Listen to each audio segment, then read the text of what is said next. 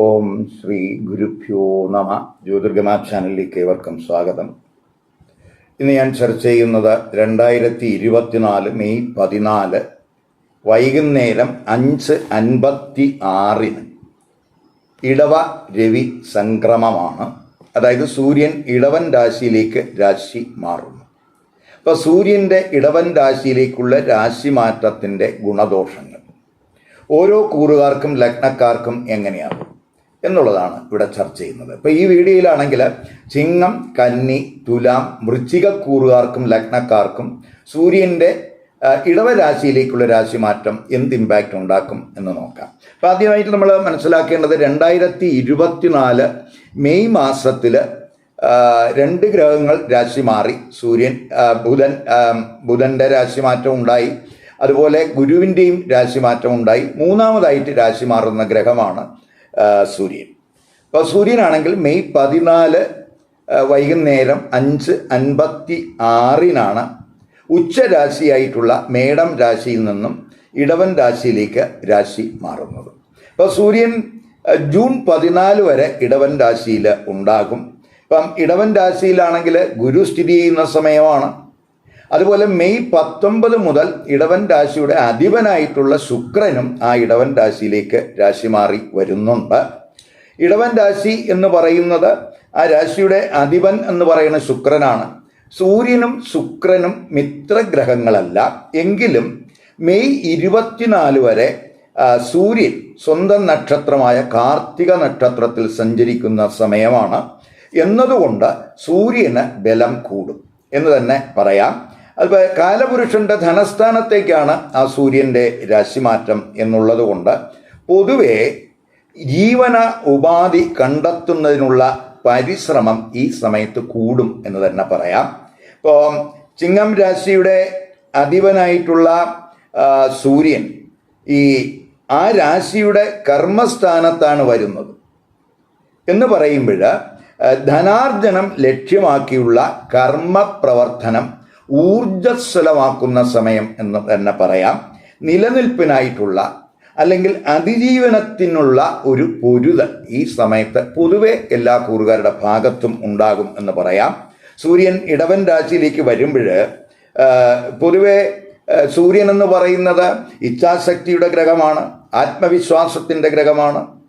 അതുപോലെ തന്നെ ഉന്നത പദവിയുടെയും ഉയർന്ന അധികാരത്തിൻ്റെയും നേതൃഗുണത്തിൻ്റെയും അതുപോലെ ശരി തെറ്റുകൾ തിരിച്ചറിയാനുള്ള അവബോധത്തിൻ്റെയും ഒരു ദൃഢനിശ്ചയത്തിൻ്റെയും ഉറച്ച തീരുമാനം എടുക്കാനും ഒക്കെയുള്ള ഒരു കഴിവ് ഒക്കെ തരുന്ന ഗ്രഹമാണ് സൂര്യൻ എന്ന് പറയുന്നത്.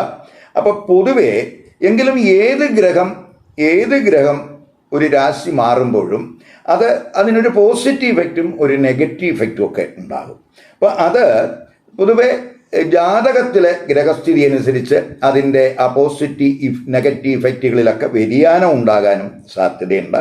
ഇപ്പോൾ നമുക്ക് ഈ സൂര്യൻ്റെ രാശിമാറ്റം എങ്ങനെ ഓരോ കൂറുകാരെയും സ്വാധീനിക്കുമെന്ന് നോക്കാം. ആദ്യമായിട്ട് നമുക്ക് ചിങ്ങക്കൂറുകാർക്കും ചിങ്ങ ലഗ്നക്കാർക്കും, അതായത് മകം, പൂരം, ഉത്തര നക്ഷത്രത്തിൻ്റെ ആദ്യപാദത്തിൽപ്പെടുന്നവർക്ക് ഈ ഇടവരവി സംക്രമം എന്ത് ഇമ്പാക്റ്റ് ഉണ്ടാക്കും എന്ന് നോക്കാം. പ്രത്യേകിച്ച് സൂര്യൻ മെയ് 14 ചിങ്ങക്കൂറുകാരെയും ചിങ്ങ ലഗ്നക്കാരെയും സംബന്ധിച്ചിടത്തോളം ജന്മരാശ്യാധിപനാണ് സൂര്യൻ. അപ്പോൾ ആ സൂര്യൻ മെയ് 14 കർമ്മസ്ഥാനത്തേക്കാണ് രാശി മാറുന്നത്. കർമ്മസ്ഥാനത്ത് ഗുരു സ്ഥിതി ചെയ്യുന്നുണ്ട്. കർമ്മസ്ഥാനത്ത് കർമ്മഭാവാധിപനായിട്ടുള്ള ശുക്രനും മെയ് 19 ആ രാശിയിലേക്ക് വരുന്നുണ്ട്. പക്ഷേ ഗുരു ആണെങ്കിൽ ജൂൺ 2 വരെ മൗഢ്യാവസ്ഥയിലാണ്. ശുക്രനും ആ കർമ്മസ്ഥാനത്ത് മൗഢ്യാവസ്ഥയിലാണ്. അപ്പോൾ സൂര്യൻ്റെ ആ ഡോമിനൻസ് കർമ്മസ്ഥാനത്ത് കൂടുന്ന സമയമാണ്. അപ്പോൾ സൂര്യൻ്റെ പത്തില സ്ഥിതി എന്ന് പറയുന്നത് വളരെ ഗുണകരമാണ്. പ്രത്യേകിച്ച് പത്തില സൂര്യന് ദിഗ്ബലം കൂടും എന്ന് നമുക്ക് പറയാം. അപ്പോൾ പൊതുവെ നമുക്ക് തൊഴിലിൽ അപ്രതീക്ഷിതമായിട്ടുള്ള ഉയർച്ച നമുക്ക് പ്രതീക്ഷിക്കാൻ കഴിയും. ഇപ്പോൾ സൂര്യൻ 25 വരെ സൂര്യൻ്റെ തന്നെ നക്ഷത്രത്തിൽ, അതായത് കാർത്തിക നക്ഷത്രത്തിൽ സഞ്ചരിക്കുന്ന സമയമാണ് എന്നതിനാൽ തൊഴിലിലൊക്കെ തിളങ്ങും, തൊഴിലിടത്ത് ഉയർച്ചയുണ്ടാവും. തൊഴിലിടത്ത് പ്രൊമോഷന് സാധ്യതയുണ്ട്, തൊഴിലിടത്ത് അംഗീകാരത്തിന് സാധ്യതയുണ്ട്. അതുപോലെ സർക്കാർ തൊഴിലൊക്കെ ആഗ്രഹിക്കുന്നവരെ സംബന്ധിച്ചിടത്തോളം 10ലെ സൂര്യൻ ആ തൊഴിൽ ലഭിക്കുന്നതിന്, സർക്കാർ തൊഴിൽ ലഭിക്കുന്നതിനുള്ള ഒരു സാധ്യതയൊക്കെ സൂചിപ്പിക്കുന്നുണ്ട്. പൊതുവെ തൊഴിലിടത്തൊക്കെ ശത്രുശല്യമൊക്കെ കുറയും, ആത്മവിശ്വാസമൊക്കെ കൂടും. അതുപോലെ തന്നെ ഈ രാഷ്ട്രീയ പ്രവർത്തകർക്കും പൊതുവെ അനുകൂലമായിട്ടുള്ളൊരു സമയമായിട്ട് നമുക്ക് കാണാം. തൊഴിൽ അന്വേഷകർക്ക് പൊതുവെ സന്തോഷ വാർത്തകൾ ഉണ്ടാകുന്ന സമയം എന്ന് പറയാം. കർമ്മ സുഖത്തിൻ്റെ സമയം എന്ന് തന്നെ പറയാം. അതുപോലെ തന്നെ മേലുദ്യോഗസ്ഥർ കൂടുതൽ, നമ്മൾ മേലുദ്യോഗസ്ഥരോടൊക്കെ ഇൻ്ററാക്ട് ചെയ്യുമ്പോൾ അവരോട് കൂടുതൽ പൊളൈറ്റ് ആകുന്നത് പ്രത്യേകിച്ച് തൊഴിലിടത്ത് വളരെ ഗുണാനുഭവം കൂട്ടും എന്ന് പറയാം. അതുപോലെ പിതാവിൻ്റെയൊക്കെ ഗൈഡൻസ് ഈ സമയത്ത് തൊഴിലൊക്കെ വലിയ നേട്ടങ്ങൾക്ക് കാരണമാകും. 11ാം ഭാവാധിപനായിട്ടുള്ള ബുധനാണെങ്കിൽ ഭാവത്തിൻ്റെ 11ൽ സ്ഥിതി ചെയ്യുന്ന സമയമാണ്. അപ്പം വിവിധ സോഴ്സുകളിൽ നിന്ന് ധനാഗമം ഉണ്ടാകും. മെയ് 30 വരെ ആ ബുധൻ 11 നിൽക്കുന്ന സമയമാണ്. അപ്പോൾ ധനഭാഗ്യത്തിന്, ധനനേട്ടത്തിനൊക്കെ സാധ്യതയുള്ള സമയമാണ്. സമ്പാദ്യമൊക്കെ കൂടുന്നതിനും സാധ്യതയുണ്ട്. അതുപോലെ ഈ കമ്മ്യൂണിക്കേഷനൊക്കെ പൊതുവെ ഇംപ്രസീവ് ആകുന്ന സമയം എന്നും കൂടെ പറയാം. 25 കഴിയുമ്പോൾ സൂര്യൻ ഈ 12ാം ഭാവാധിപന്റെ നക്ഷത്രത്തിലാണ് സഞ്ചരിക്കുന്നത്.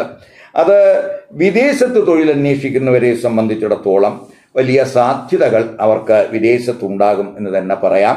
അതുപോലെ തന്നെ തൊഴിലുമായിട്ട് ബന്ധപ്പെട്ട് ദൂരയാത്രകൾ ഉണ്ടാകാം.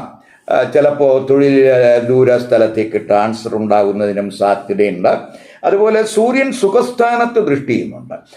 മാത്രമല്ല സുഖസ്ഥാനാധിപൻ അഷ്ടമത്തിലും കൂടിയാണ്. സുഖസ്ഥാനാധിപൻ അഷ്ടമത്തിലാണ്, പ്രത്യേകിച്ച് കുജൻ അഷ്ടമത്തിൽ സ്ഥിതി ചെയ്യുന്ന സമയവും കൂടെ ആണ് എന്നുള്ളത് കൊണ്ട് അത് മാതാവിൻ്റെ ആരോഗ്യകാര്യത്തിൽ ഒരു ശ്രദ്ധ കൊടുക്കേണ്ട സമയമാണ്. അതുപോലെ കുടുംബ അംഗങ്ങൾക്കിടയിൽ തെറ്റിദ്ധാരണകൾ ചിലപ്പോൾ ഉണ്ടാകാം. കുടുംബത്തിൽ ചെറിയ പ്രയാസങ്ങളോ പ്രശ്നങ്ങളോ ഒക്കെ ചിലപ്പോൾ കുജൻ്റെ അഷ്ടമസ്ഥിതി കൊണ്ട് ഉണ്ടായെന്ന് വരാം. അതൊക്കെ പൊതുവെ കുടുംബസുഖം കുറയ്ക്കുന്നതിന് വഴിതെളിക്കും എന്നും കൂടെ മനസ്സിലാക്കുക. മാത്രമല്ല യാത്രകളിലും ഡ്രൈവിങ്ങിലും ഒക്കെ തന്നെ ഒരു ശ്രദ്ധ വേണ്ടുന്ന സമയമായിട്ടും കൂടെ മനസ്സിലാക്കുക. ഇനി നമുക്ക് കന്നിക്കൂറുകാർക്കും കന്നി ലഗ്നക്കാർക്കും, അതായത് ഉത്തര നക്ഷത്രത്തിൻ്റെ അവസാന 3 പാദം, അത്തം, അതുപോലെ ചിത്ര നക്ഷത്രത്തിൻ്റെ ആദ്യത്തെ 2 പാദത്തിൽപ്പെടുന്നവർക്ക് ഈ സൂര്യൻ്റെ ഇടവൻ രാശിയിലേക്കുള്ള രാശിമാറ്റം എന്ത് സ്വാധീനം ഉണ്ടാക്കും നോക്കാം. ഇപ്പോൾ ഈ കന്നിക്കൂറുകാരെ സംബന്ധിച്ചിടത്തോളം 12ാം ഭാവാധിപനാണ് സൂര്യൻ. അപ്പോൾ 12ാം ഭാവാധിപനായിട്ടുള്ള സൂര്യൻ മെയ് 14 9ാം ഭാവരാശിയിലേക്ക് ആണ് രാശി മാറുന്നത്. ജൂൺ 14 വരെ 12ാം ഭാവാധിപൻ 9ാം ഭാവരാശിയിലായിരിക്കും. 9 ഗുരു നിൽക്കുന്ന സമയമാണ്. 9 മെയ് 19 മുതൽ ആ 9ാം ഭാവാധിപനായിട്ടുള്ള ശുക്രനും ആ 9ാം ഭാവരാശിയിലേക്ക് രാശി മാറി വരുന്നുണ്ട്. പക്ഷേ ഇവിടെ ശ്രദ്ധിക്കേണ്ട ഒരു കാര്യം എന്ന് പറയുന്നത് ജൂൺ 2 വരെ ഗുരുവിന് മൗഢ്യാവസ്ഥയുണ്ട് 9. ശുക്രനും അവിടെ ആ മൗഢ്യാവസ്ഥയിൽ ആണ് എന്നും കൂടെ മനസ്സിലാക്കുക. അപ്പോൾ ജന്മരാശാധിപൻ പ്രത്യേകിച്ച് ബുധനാണ്. ആ ബുധനാണെങ്കിൽ മെയ് 30 വരെ അഷ്ടമരാശിയിലാണ്. അപ്പോൾ പൊതുവെ ഒരു ശരീരസുഖമൊക്കെ കുറയുന്നതിന് സാധ്യതയുണ്ട്. അതുപോലെ യാത്രകളിലൊക്കെ ഒരു ശ്രദ്ധ വേണ്ടുന്ന സമയമാണ്.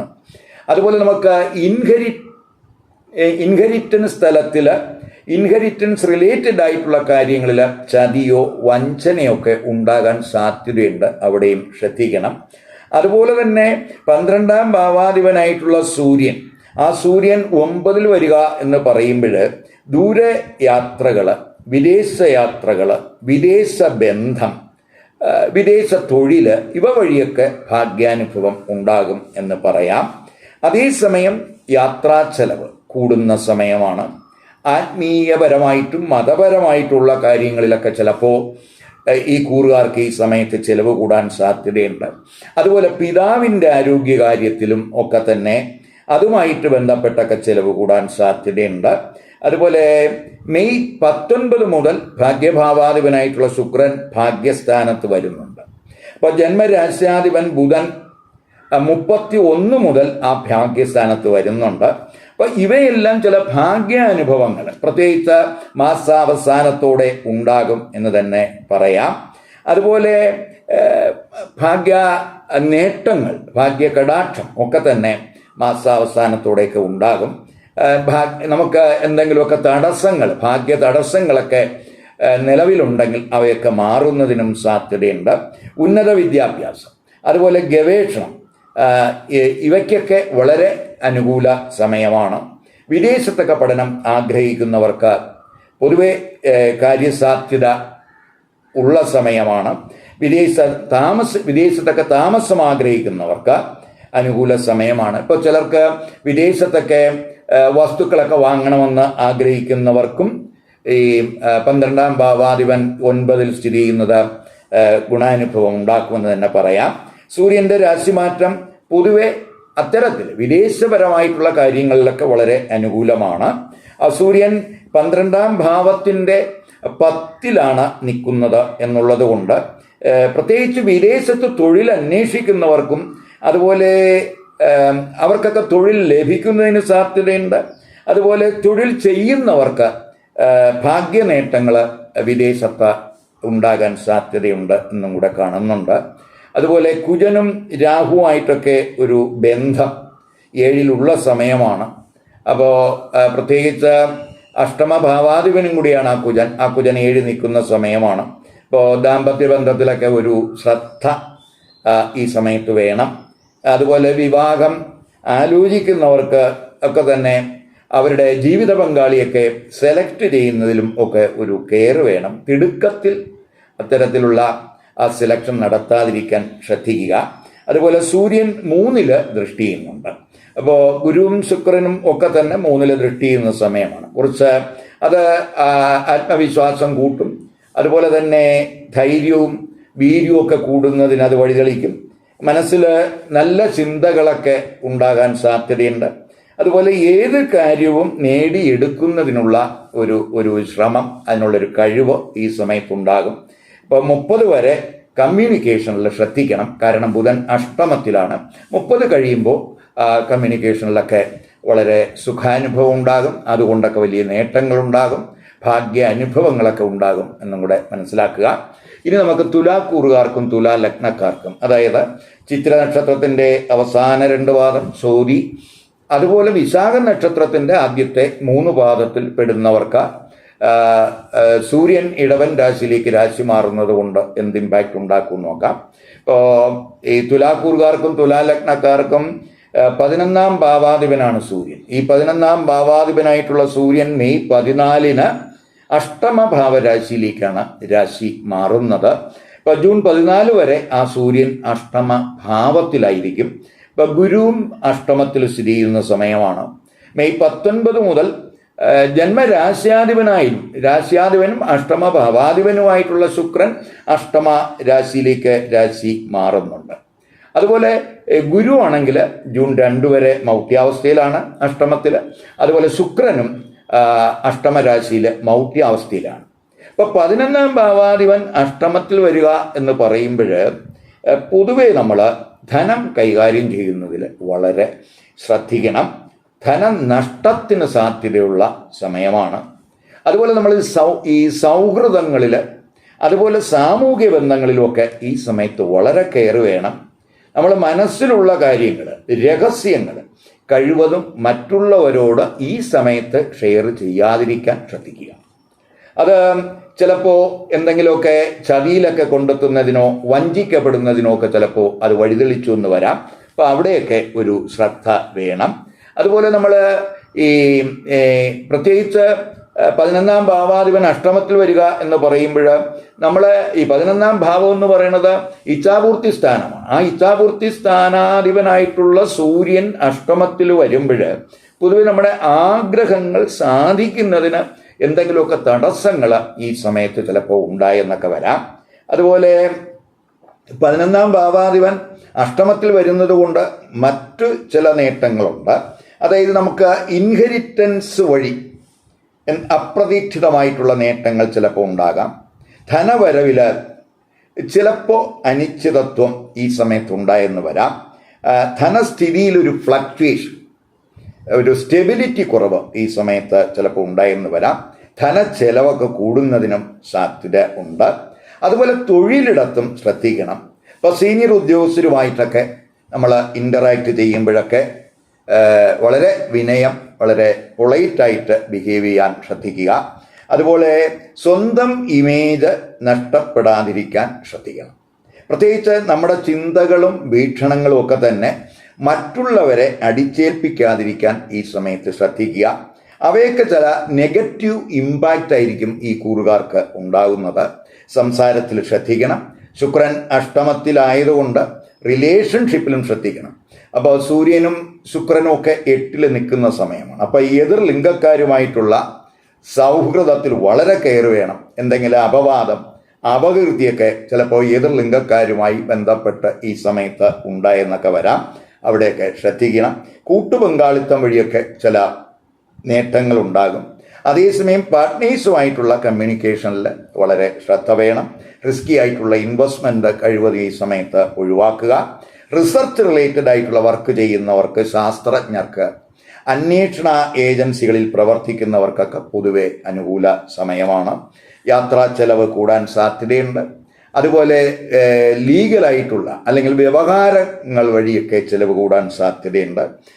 അതുപോലെ പിതാവിൻ്റെ ആരോഗ്യകാര്യത്തിലൊക്കെ ശ്രദ്ധിക്കണം. സ്വന്തം ആരോഗ്യത്തിൽ ശ്രദ്ധിക്കേണ്ടുന്ന സമയമാണ്. പ്രത്യേകിച്ച് ഈ 19 മുതൽ ജന്മരാശി അഥവാ അഷ്ടമത്തിലൊക്കെ വരുന്ന സമയമായതുകൊണ്ട് യാത്രകളിൽ, ഡ്രൈവിങ്ങിലൊക്കെ ഒരു കെയർ ഈ കൂറുകാരുടെ ഭാഗത്ത് ഉണ്ടാകണം. ഇനി നമുക്ക് വൃശ്ചിക കൂറുകാർക്കും വൃശ്ചിക ലഗ്നക്കാർക്കും, അതായത് വിശാഖ നക്ഷത്രത്തിൻ്റെ അവസാന പാദം, അനിഴം തൃക്കേട്ട നക്ഷത്രക്കാർക്ക് സൂര്യൻ്റെ ഇടവൻ രാശിയിലേക്കുള്ള രാശിമാറ്റം എന്ത് സ്വാധീനം ഉണ്ടാക്കും നോക്കാം. ഇപ്പോൾ വൃശ്ചിക കൂറുകാർക്കും വൃശ്ചിക ലഗ്നക്കാർക്കും സൂര്യൻ 10ാം ഭാവാധിപനാണ്, കർമ്മഭാവാധിപനാണ്. അപ്പോൾ ആ കർമ്മഭാവാധിപനായിട്ടുള്ള സൂര്യൻ മെയ് 14 7ാം ഭാവരാശിയിലേക്കാണ് രാശി മാറുന്നത്. ജൂൺ 14 വരെ ആ സൂര്യൻ 7ാം ഭാവരാശിയിൽ ഉണ്ടാകും. 7ാം ഭാവരാശിയിൽ ഗുരു സ്ഥിതി ചെയ്യുന്നുണ്ട്. അതുപോലെ 7ാം ഭാവാധിപനായിട്ടുള്ള ശുക്രനും മെയ് 19 ആ 7ാം ഭാവരാശിയിലേക്ക് വരുന്നുണ്ട്. അപ്പോൾ ഗുരു ആണെങ്കിൽ ജൂൺ 2 വരെ മൗഢ്യാവസ്ഥയിലാണ്. ശുക്രനും 7ാം ഭാവരാശിയിൽ മൗഢ്യാവസ്ഥയിലാണ്.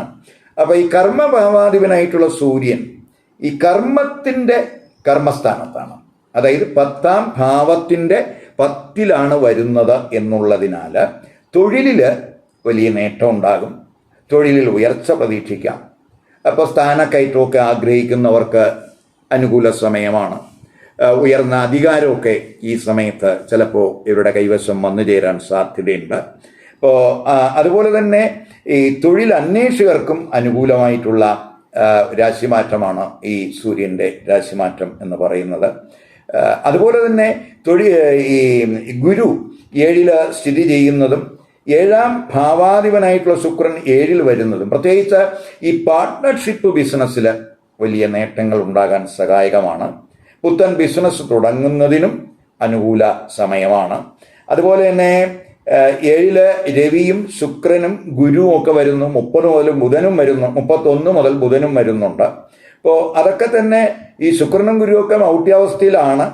അപ്പോൾ രവിക്ക് 7ൽ ഡോമിനൻസ് കൂടുന്ന സമയമാണ് എന്നുള്ളത് കൊണ്ട് 7ാം ഭാവസംബന്ധമായിട്ട് പ്രത്യേകിച്ച് നമുക്ക് റിലേഷൻഷിപ്പിൽ, അതുപോലെ ദാമ്പത്യ ബന്ധത്തിൽ ഒക്കെ തന്നെ ഒരു കെയർ വേണം. ഈ ദാമ്പത്യ ബന്ധത്തിലൊക്കെ അസ്വാരസ്യങ്ങൾ ഉണ്ടാകാതിരിക്കാൻ ശ്രദ്ധിക്കണം.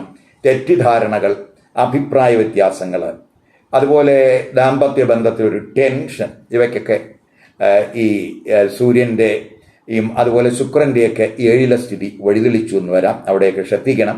കഴിവതും ദമ്പതിമാർക്കിടയിൽ ഈഗോ റിലേറ്റഡ് ആയിട്ടുള്ള ഇഷ്യൂസ് വഷളാകാതെ നോക്കണം. ഇപ്പോൾ 7ൽ രവി, ശുക്രൻ, ഗുരു, ബുധൻ വരുന്നതും അവിടെ നിന്നുകൊണ്ട് ആ ഗ്രഹങ്ങളെല്ലാം തന്നെ ജന്മരാശിയിലേക്ക് ദൃഷ്ടി ചെയ്യുകയും കൂടെ ചെയ്യുന്നുണ്ട്. അത് ഈ പ്രത്യേകിച്ച് ബുധൻ്റെയും ഗുരുവിൻ്റെയും സൂര്യൻ്റെയും ശുക്രൻ്റെയൊക്കെ ദൃഷ്ടി ജന്മരാശിയിലേക്ക് വരുമ്പോൾ വ്യത്യസ്തമായിട്ടുള്ള ചിന്തകൾ ഈ കൂറുകാരുടെ ഭാഗത്തുണ്ടാകാം. അതുപോലെ പലതരത്തിലുള്ള ആഗ്രഹങ്ങൾ ഒരേ സമയത്ത് ഉണ്ടാകാൻ സാധ്യതയുണ്ട്. അതുകൊണ്ട് നമ്മൾ ഡിസിഷൻ മേക്കിങ്ങിലൊക്കെ ഒരു ശ്രദ്ധ വേണം. പേഴ്സണൽ റിലേഷൻഷിപ്പിലെ ഇഷ്യൂസ് കഴിവതും അത് തൊഴിലിടത്ത് റിഫ്ലക്റ്റ് ചെയ്യാതിരിക്കാൻ ശ്രദ്ധിക്കണം. 7 സൂര്യൻ്റെ സ്ഥിതി പ്രത്യേകിച്ച് വിവാഹ ആലോചനകളിൽ എന്തെങ്കിലും ട്രബിള് അല്ലെങ്കിൽ ഒരു ഡിലേ ചിലപ്പോൾ ഉണ്ടാക്കാൻ അത് വഴിതെളിച്ചു എന്ന് വരാം. രവിയും ശുക്രനൊക്കെ 7 ബന്ധം വരുന്നതിനാൽ കഴിവതും എതിർലിംഗക്കാരുമായിട്ടുള്ള സൗഹൃദങ്ങളിൽ വളരെ കെയർ വേണം. പ്രത്യേകിച്ച് സ്ത്രീകൾ മുഖാന്തരം അല്ലെങ്കിൽ എതിർലിംഗക്കാർ മുഖാന്തരം എന്തെങ്കിലും അവഹേളനങ്ങളോ അല്ലെങ്കിൽ അപകീർത്തി ഉണ്ടാകുന്ന സാഹചര്യങ്ങളോ ചിലപ്പോൾ ഈ സമയത്തുണ്ടാകാം എന്നുള്ളത് കൊണ്ട് പൊതുവെ ഒരു കെയർ ഈ കുറുകാരുടെ ഭാഗത്ത് ഈ സമയത്ത് ഉണ്ടാകണം. ഈ വീഡിയോ ഇഷ്ടപ്പെട്ടുവെങ്കിൽ ലൈക്ക് ചെയ്യുക, ഷെയർ ചെയ്യുക, അതുപോലെ സബ്സ്ക്രൈബ് ചെയ്യാത്തവർ സബ്സ്ക്രൈബ് ചെയ്ത് കാണുക. മറ്റൊരു പുതിയ വിഷയമായി അടുത്ത വീഡിയോയിൽ കാണാം. നമസ്കാരം.